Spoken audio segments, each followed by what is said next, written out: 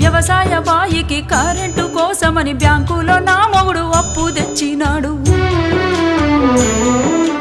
అప్పు తెచ్చిన మాట నిజమే, అది వడ్డీకి తెచ్చింది నిజమే. అప్పు తెచ్చిన మాట నిజమే, అది వడ్డీకి తెచ్చింది నిజమే. ఆరుగాలం చేసి పంట పండించిన అంగట్లో రైతుకు గిట్టుబాటు రాక అప్పు కొంత గట్టి గడువునే కోరితి గవర్నమెంట్ ఆర్డర్ అని ఇల్లు జప్తు చేసే.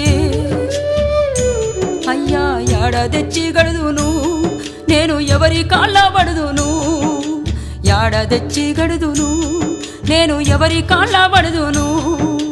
అసలేటి వానల్లో ముసలెట్ల కట్టుకొని మోకాటి బురదలో మడికట్టు దున్నితే గరిసెలెవరివి నిండెరో గంగన్న కడుపులెవరివి గాలెరో, గరిసెలెవరివి నిండెరో